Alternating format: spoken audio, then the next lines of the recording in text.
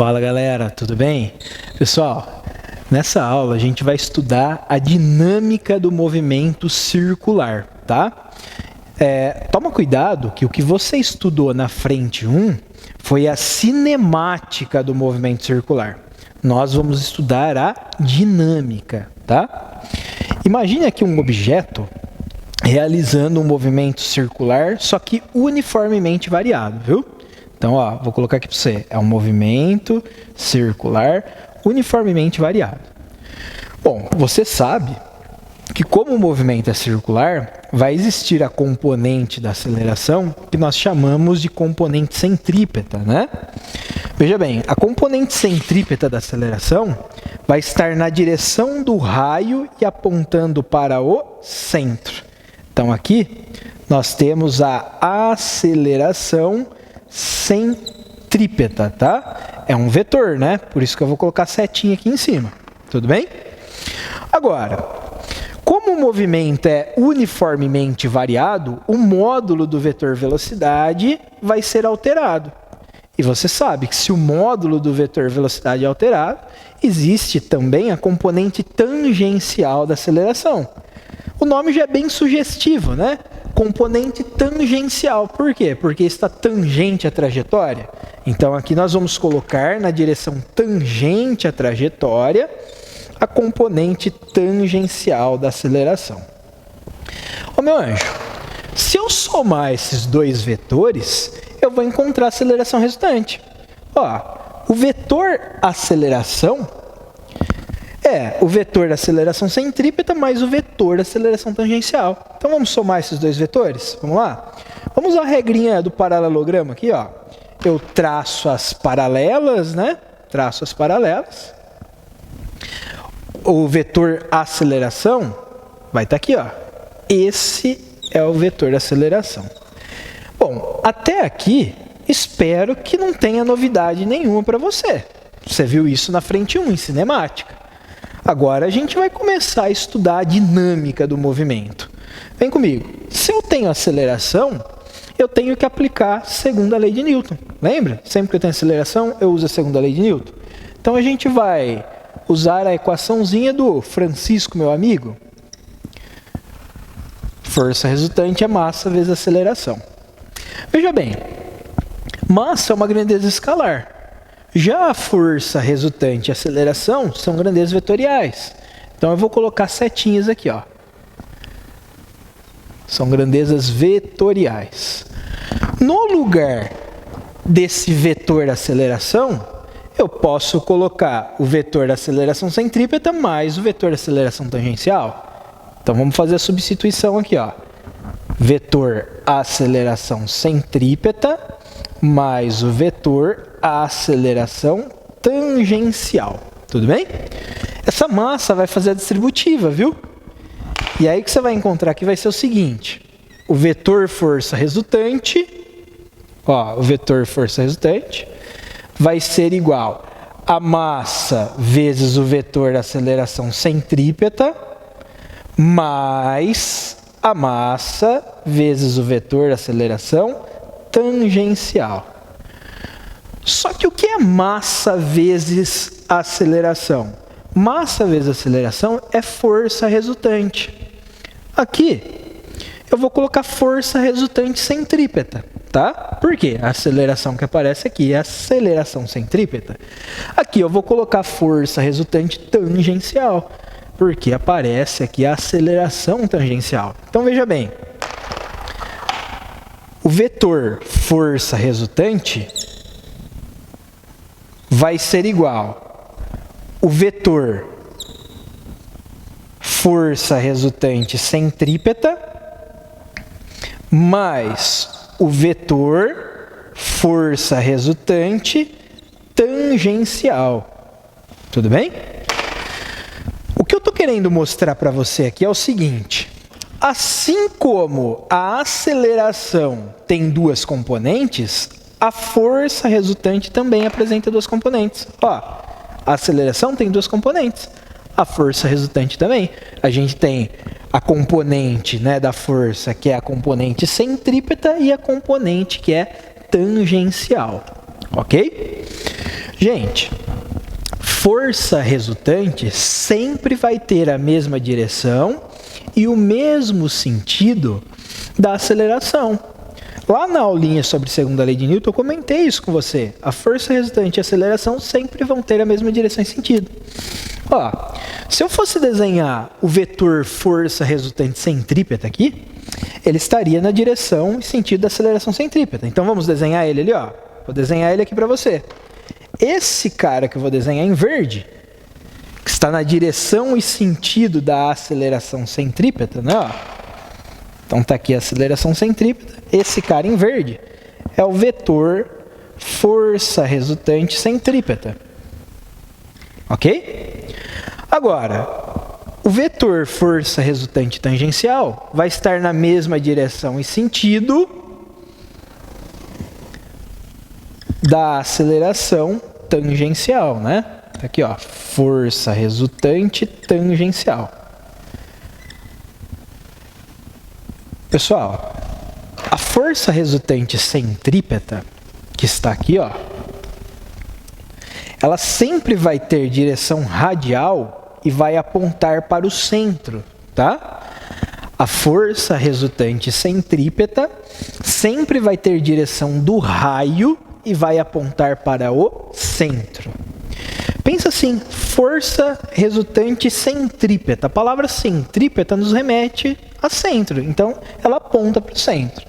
Agora, a força resultante tangencial, já o próprio nome já fala, né? Tangencial. Por quê? Porque está tangente à trajetória. Então a força resultante tangencial sempre estará tangente à trajetória, tá? Ô meu anjo, como que eu faço para calcular o módulo dessas forças? Porque a direção você sabe, né? Direção da força resultante centrípeta, radial, sentido para o centro, tá? A direção da força resultante tangencial é sempre tangente à trajetória. Agora, como que eu faço para determinar o módulo, a intensidade dessas componentes da força resultante? Ó, força centrípeta, não vou ficar falando força resultante centrípeta, vamos falar força centrípeta e força tangencial. O importante é você saber que são componentes da força resultante, né? Então, a força centrípeta você vai calcular assim, ó. Força centrípeta é massa vezes aceleração centrípeta. Só que você aprendeu lá em cinemática que a aceleração centrípeta é v² sobre r. Eu falo que é a equação do acho que vi 2 ratinhos. Tranquilo? Então, se você substituir aqui, ó, aí vai ficar assim. Força centrípeta é m vezes v² sobre r. Só que a gente pode escrever essa aceleração centrípeta também como ω² vezes o raio, né? Então, eu poderia colocar aqui, ó, ω² vezes r. E aí eu vou encontrar que a força centrípeta é m vezes ω² que multiplica r. Lembrando que o ômega é a velocidade angular, né? R é o raio, tudo bem? E esse v aqui é a velocidade linear. Bom, aí você vê, né, dentro do exercício, qual equação se encaixa melhor. Você tem 3 equações aqui, escolhe uma, tudo bem? Bom, a força tangencial, né? A força tangencial, lembrando que é uma resultante, né, uma componente da resultante, vai ser a massa vezes a aceleração tangencial. Essa aceleração tangencial aqui, meu anjo, é a aceleração escalar, tá? Vou anotar aqui para você, ó. É a aceleração escalar. Lembra quando você estudou o movimento retilíneo uniformemente variado? Aquela aceleração que aparecia lá, né, no movimento retilíneo uniformemente variado, era a aceleração escalar. Tem mais de uma equação para você calcular essa aceleração escalar, tá? Então, você pode obter essa aceleração usando diferentes equações. Beleza? Gente, olha só. qual é a função de cada uma dessas componentes da força? Presta atenção que agora é muito importante, tá? O que eu vou falar. Qual é a função de cada uma dessas componentes aí da força resultante? A força resultante tangencial, ela é responsável por alterar o módulo do vetor velocidade. Inclusive, você pode até anotar isso. Se você está fazendo o caderno, né? Você pode anotar isso. Força tangencial é responsável por alterar o módulo do vetor velocidade. Se eu pegar um movimento uniforme é aquele onde o módulo do vetor velocidade não muda. Se o módulo não vai mudar, eu não tenho essa componente aqui, ó. Eu não tenho a componente tangencial, né? Agora, a força centrípeta, ela é responsável por alterar a direção do vetor velocidade. Se você pegar um movimento, né, que é circular, não precisa necessariamente ser circular. Se for um movimento curvo, a todo instante a direção do vetor velocidade vai mudar. O vetor velocidade, você sabe que ele é desenhado tangente à trajetória, né? Então, quando o objeto está aqui, por exemplo, está aqui o vetor velocidade. À medida que ele vai fazendo a curva aqui, ó, a direção do vetor velocidade vai mudando. Bom, quem é responsável por alterar a direção do vetor velocidade? É a força centrípeta, tá? Então, força centrípeta eu só vou ter em movimentos que são curvos, perfeito? Se você pegar um movimento retilíneo é um movimento em linha reta, o vetor velocidade sempre vai ter a mesma direção. Se ele sempre vai ter a mesma direção, significa que eu não tenho a componente centrípeta, tá? Então, componente centrípeta só em movimentos curvos, tá? Ó, se eu somar essas duas componentes, as duas componentes aqui, ó, esses dois vetores verdes, eu obtenho a minha força resultante. Para somar esses dois caras, a gente pode usar a regrinha do polígono ou do paralelogramo. Vamos usar a regrinha do polígono aqui? Ó, aqui eu tenho o vetor força resultante tangencial. Tá aqui, ó. Vetor força resultante tangencial. Como eu vou usar a regrinha do polígono, eu vou pegar a bundinha da força resultante centrípeta e colocar na cabecinha da força resultante tangencial. Tá aqui, ó. Força, né, vetor, força resultante centrípeta. Beleza? Bom, o vetor soma começa aqui, ó, na origem do primeiro, termina na cabecinha do último. Tá aqui a minha força resultante, tá? Bom, essa equação está mostrando para a gente o que nós temos aqui, ó. Se eu somar esses dois vetores, né? Se eu somar esses dois vetores, eu obtenho a força resultante. Agora, quando eu coloco setinha em cima, eu estou pensando no caráter vetorial. Agora, e se eu fosse pensar no caráter modular? E se eu fosse pensar na intensidade, no tamanho dos vetores? Você está vendo que aqui a gente tem um triângulo retângulo, né? Se eu fosse pensar nas medidas aqui, nos tamanhos, aí eu teria que aplicar um Pitágoras. Ficaria assim, ó. Hipotenusa ao quadrado, ó. Hipotenusa ao quadrado é 1 catetinho ao quadrado, que é a força resultante centrípeta, né? Mais o outro catetinho ao quadrado, que é a força resultante tangencial ao quadrado. Tá?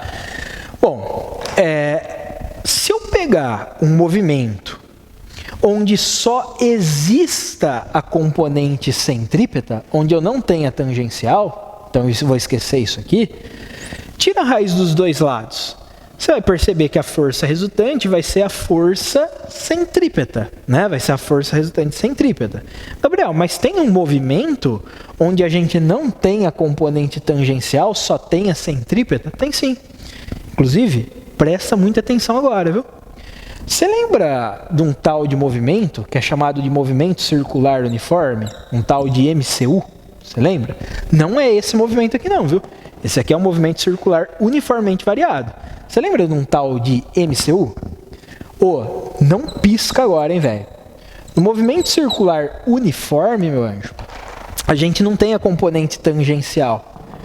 O movimento é uniforme. Se ele é uniforme, o módulo do vetor velocidade não vai mudar. Então não existe essa componente. Isso aqui é zero. Bom, se isso aqui é zero, tira a raiz dos dois lados. Você vai encontrar que a força resultante é a força resultante centrípeta. Tá? Então, no movimento circular uniforme, a força resultante é a força resultante centrípeta. É a força centrípeta, tá? Vou colocar só centrípeta aqui. Ah, Gabriel, então quer dizer que se o exercício falar que o movimento é circular uniforme, a resultante é centrípeta? A resultante vai ter direção do raio e vai apontar para o centro? Sim, sim. Gente, toma muito cuidado, tá? Quando você identificar que o movimento é circular uniforme, a força centrípeta, ela não vai ser uma força a mais que vai agir no corpo que está realizando esse MCU. Essa força centrípeta, ela é uma resultante, tá? Ela vai ser a combinação de todas as forças que agem no corpo naquele momento. Então, o corpo está realizando um movimento circular uniforme, beleza. A resultante é centrípeta. Você não vai falar, por exemplo, quais são as forças que agem no corpo? Aí você fala assim, por exemplo, tá? As forças que agem no corpo são peso normal, força de atrito e centrípeta. Não, a centrípeta é a resultante, ela é a combinação das forças que agem no corpo naquele momento. Beleza? E qual é a dificuldade, né? De um exercício para o outro, vai mudar quem vai fazer o papel de força centrípeta. Você vai ver que, em alguns casos, quem vai fazer o papel de centrípeta vai ser a tração menos o peso. Em outros casos, quem vai fazer o papel de centrípeta vai ser a força de atrito, tá? Em alguns momentos, quem vai fazer o papel de centrípeta vai ser o peso menos a normal. Então, a dificuldade maior dos alunos está aí, em identificar quem vai fazer o papel de centrípeta, ok? Pessoal, vamos fazer exercício agora? Vamos lá? Pessoal, página 644, exercício 1. Fala assim: após a ocorrência de um pequeno acidente, um astronauta necessita fazer um reparo na parte externa de sua espaçonave, que possui um formato cilíndrico com um raio de 10 metros. Então, vamos anotar aqui. O raio é de 10 metros, tá? 10 metros. Ressalta-se que a nave espacial está girando em torno de seu próprio eixo, dando uma volta completa a cada 20 segundos, e que o astronauta precisa se segurar nela para realizar o concerto e não ser lançado no espaço. Gente, esse tempo que foi dado aí para nós, que é o tempo para uma volta completa, é o que nós chamamos de período, tá? É o período. Período a gente representa pela letra T. Então, o período é de 20 segundos. Sabendo o valor do período, a gente consegue calcular a velocidade angular, tá? Lembra? Velocidade angular é 2π sobre o período. Faz o seguinte, coloca aqui no lugar do período 20. Aí dá para você simplificar, né? 2π dividido por 20, divide em cima por 2 embaixo também. 2π dividido por 2 é π. 20 dividido por 2 é 10. Você vai encontrar aqui uma velocidade angular de π sobre 10. A unidade é radianos por segundo, né? Tá aí a unidade da velocidade angular, então. Determine a força que o astronauta de 70 kg deve aplicar na espaçonave para que se mantenha preso a ela. Montei aqui um esqueminha para você, tá? Isso aqui vai ser o raio da espaçonave, 10 metros. O astronauta está se segurando aqui, Então, à medida que a espaçonave gira ao redor do seu próprio eixo, ele também vai girar. Ele vai descrever aqui um movimento circular, tudo bem? Então, ele descreve aqui um movimento circular, tá? Período é de 20 segundos, velocidade angular de π sobre 10. Ô meu anjo, para ele se manter preso aqui na espaçonave, ele tem que puxar a espaçonave. Então ele está se segurando, ele está puxando aqui a espaçonave, tá? Só que para toda ação existe uma reação. Se ele puxa a espaçonave puxa ele. Então eu vou anotar aqui, ó, a força que a espaçonave aplica nele. Aqui, ó, eu tenho a força, vou colocar assim, ó, força espaçonave sobre o astronauta. Vou representar dessa forma, tá?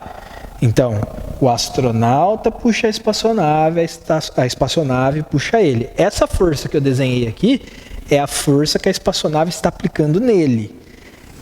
É uma força que age nele, tá? Você concorda comigo que como a força que ele aplica na espaçonave e a força que a espaçonave aplica nele são par, ação e reação, essas forças vão ter a mesma intensidade? Se elas vão ter a mesma intensidade, se eu calcular isso aqui, eu sei o valor da força que o exercício está pedindo para nós, né? Vou até anotar aqui para você, ó. A força que o astronauta aplica na espaçonave, que é o que a gente quer saber, né? Tem o mesmo valor da força que a espaçonave aplica nele. Então, vou calcular essa força aqui, ó. Você está vendo que essa força aqui, ela está na direção do raio e aponta para o centro? Ó, esse cara aqui, ele fica descrevendo um movimento circular. Olha o centro da trajetória descrita aqui por ele, ó. Isso aqui é o centro da trajetória. Se está na direção do raio e aponta para o centro, é a força centrípeta, tá? Ah, então essa força que é centrípeta? É. Ó, a força da espaçonave sobre o astronauta corresponde à força centrípeta, tá? Força centrípeta é mv² sobre r, ou m vezes ômega ao quadrado vezes r. Aqui, como eu calculei o ômega, então no lugar dessa força centrípeta aqui, eu vou substituir m vezes ômega ao quadrado que multiplica r. Então vamos lá? A força da espaçonave sobre o astronauta vai ser igual a massa dele, que é 70. Então aqui eu coloco 70.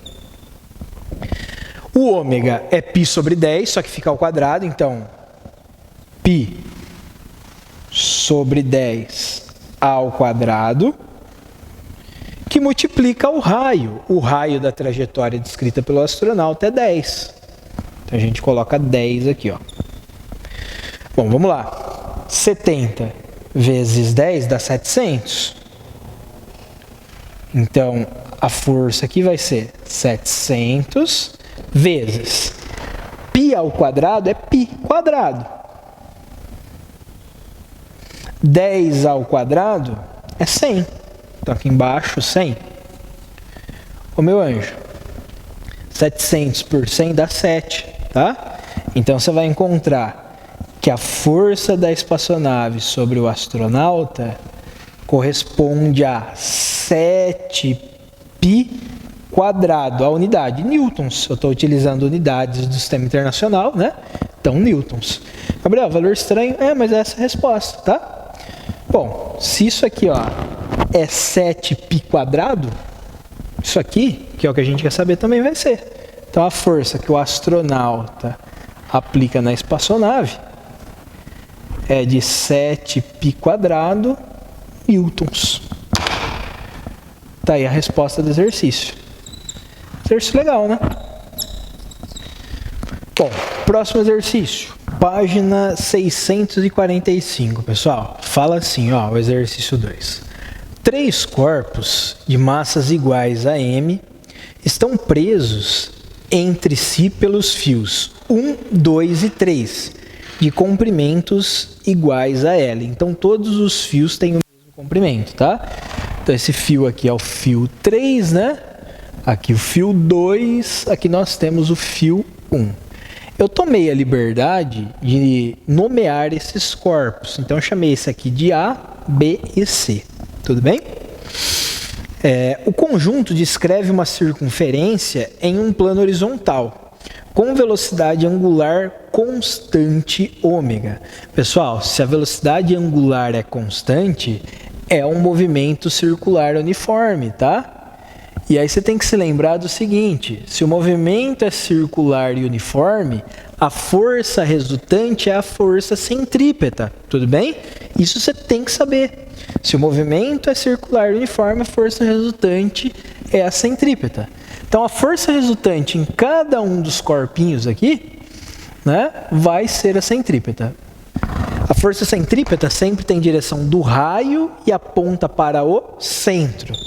Isso que você está vendo aqui é a visão lateral, tá? É a visão lateral. Então, esses corpinhos, eles realizam um movimento circular uniforme no plano horizontal, ok? Determine as trações nos fios. Item A, 3. Item B, 2. Item C, 1. Então, a gente quer a tração aí nos 3 fios, né? Vamos lá. Ô, meu anjo, olha para esse objeto aqui que eu chamei de A. Quais são as forças que agem nele? Eu tenho peso, certo? Tenho peso. Tenho normal também, viu? Tá aqui, ó. Tenho normal. Só que esse objeto aqui, ele não se movimenta no plano vertical. Então, essas duas forças aqui vão se anular. Só que eu não tenho só essas duas, não. Eu tenho uma tração também, né? Tá vendo aqui o fio 3? Eu tenho uma tração sobre A. Essa tração está no sentido de puxar A, viu? Tração só puxa. Lembra que eu comentei com você que tração só puxa? Então, existe aqui, ó, uma tração. Como é a tração no fio 3, eu vou chamar de T3, né? Então, existe uma tração aqui, que é a tração 3, puxando A. Percebam o seguinte, né? Como essas duas forças se anulam, a resultante aqui em A é a tração 3. A tração 3 é que vai fazer o papel de resultante, é que vai fazer o papel de centrípeta no corpo A. Perceba que essa tração está na direção do raio e aponta para o centro, né? Então, ó, a gente vai escrever da seguinte forma aqui. T3 corresponde à força centrípeta em A. Certo? É ela que vai fazer o papel de centrípeta. Tudo bem? Bom, a tração 3 a gente quer calcular. A força centrípeta em A, eu posso colocar m vezes v ao quadrado sobre r, ou eu posso colocar m vezes ômega ao quadrado vezes r. Como o exercício falou em velocidade angular, é melhor escrever a força centrípeta em termos de ômega, né? Então, aqui eu vou colocar m, que multiplica ômega ao quadrado vezes r. Tudo bem? O meu anjo, a massa de A é m, né? A velocidade angular de A é ômega. Agora, esse raio que eu vou pôr aqui, né, ele é o raio da trajetória descrita por A. Cada fio tem comprimento L, né? Então, L, L, L. O raio da trajetória descrito por A é 3 vezes o comprimento do fio, é 3L. Então, esse raio aqui é o raio da trajetória descrito por A. Então, a gente vai colocar 3L. Bom, colocando 3 aqui, né, ó, vai ficar assim. T3 é igual a 3m que multiplica ômega ao quadrado vezes L. Essa é a tração no fio 3. Parou aí? Não tem a massa, não tem o ômega, não tem o comprimento do fio, então para aí. Agora, item B. No item B foi perguntado para nós qual é o valor da tração no fio 2. Olha para esse corpinho B. Quais são as forças que agem em B? Tem o peso e tem o normal. Nem vou desenhar porque essas forças vão se anular, tá? Então não vejo necessidade de desenhar aqui. Só que você não pode esquecer que existe aqui uma tração que puxa B para o centro. Tá aqui, ó. O fio 2, né? Ele vai puxar B. Só que toma cuidado, hein? Que B ele está conectado a 2 fios. Ele está conectado ao fio 2 e também ao 3.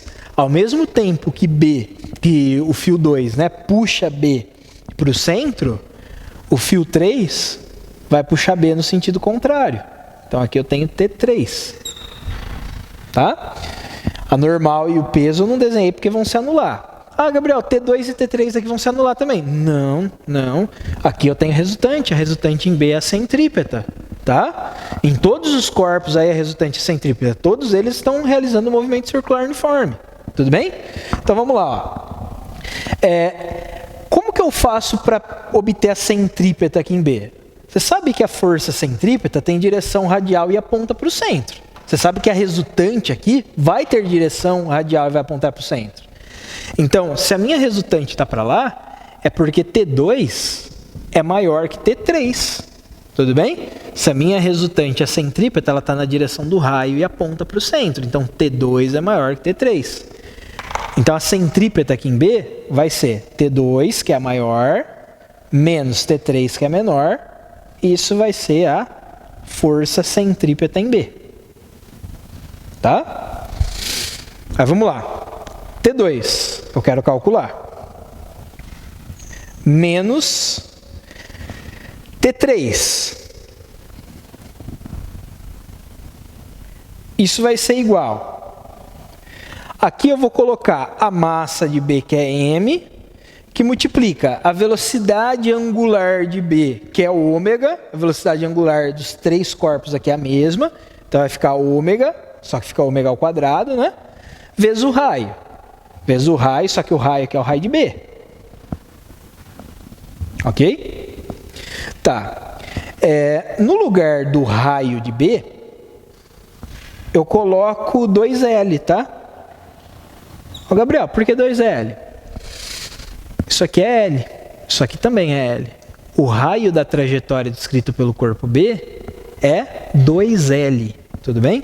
Ele vai fazer esse movimento aqui, né? Vai lá atrás, dá a volta, então 2L. Aí é o que vai acontecer aqui. T2 menos, no lugar do T3 eu vou colocar 3M, que multiplica ômega ao quadrado vezes L, é igual. Aqui vai ficar 2M, né, ó, 2, vou jogar o 2 aqui para frente, tá? 2M, que multiplica ômega ao quadrado vezes L. Pega esse menos 3, puxa para cá, vem mais, né? E aí vai ficar 2 mais 3, 5. Então, T2 vai ser 5M, que multiplica ômega ao quadrado vezes L. Tá aí a tração no fio 2. Você percebeu, né, que a tração no fio 2 é maior que no fio 3, né? Então, provavelmente, a tração aqui no fio 1 vai ser maior que a tração no fio 2. Agora, item C. No item C, foi perguntado para a gente qual é o valor da tração no fio 1. Olha para o corpinho C. Tem o peso normal. Não vou desenhar porque vão se anular. Só que eu tenho duas trações aqui. Eu tenho a cordinha 1, que puxa T para o centro. A tração 1, tá aí. E tenho a tração 2 aqui, ó, que vai puxar C no sentido contrário. C está em contato com duas cordinhas, por isso eu tenho duas trações. Vamos lá? A resultante em C é a centrípeta. Ele está realizando um movimento circular uniforme. A centrípeta está aqui, ó, na direção do raio e aponta para o centro. Então, T1 é maior que T2, tá? T1 é maior que T2. Bom, se T1 é maior que T2, você vai pensar assim, ó. T1, que é a força maior, menos T2, que é a menor, vai ser a minha resultante, que no caso é a centrípeta em C. Então vai ser a força centrípeta em C, tá? Só que a força centrípeta em C vai ser a massa de C, que é M, que multiplica a velocidade angular de C, que é ômega ao quadrado, vezes o raio de C, tá? T1 a gente quer determinar. Menos T2. No lugar do T2, a gente vai colocar 5M ômega ao quadrado vezes L. Isso vai ser igual. Aqui eu vou colocar M vezes ômega ao quadrado, que multiplica o raio de C. O raio da trajetória descrita por C é o comprimento desse fio aqui, é L. Então, você vem aqui e coloca L, ó. Tudo bem? Então, o raio da trajetória descrita por C é L. Pega esse menos 5, puxa para cá, vem mais. Aqui eu tenho 1, né? Então vai ficar 1 mais 5, 6. Então T1 vai ser igual a 6m que multiplica ômega ao quadrado vezes L. Tudo bem? Então, de fato, a tração aqui, ó, no fio 1 é maior que no fio 2, né? Que é maior que no fio 3. Gente, deixa eu fazer um comentário com vocês. Nós terminamos o exercício. Veja bem. Se os 3 fios forem iguais, onde que eu tenho maior probabilidade de rompimento? A maior probabilidade de rompimento é no fio onde eu tenho maior tração, tá? Ou seja, seria no fio 1. Se fosse para um desses fios se romperem, seria mais provável que o fio 1 se rompesse, porque eu tenho tração maior nele, né? Quando você quer estourar um barbante, uma linha, você vai aumentando a força, você vai aumentando a tração. Então, se o exercício perguntasse para você onde existe maior probabilidade de rompimento? No fio 1. Por quê? Porque a tração é maior. Gente, bons estudos para vocês. Até mais. Tchau, tchau.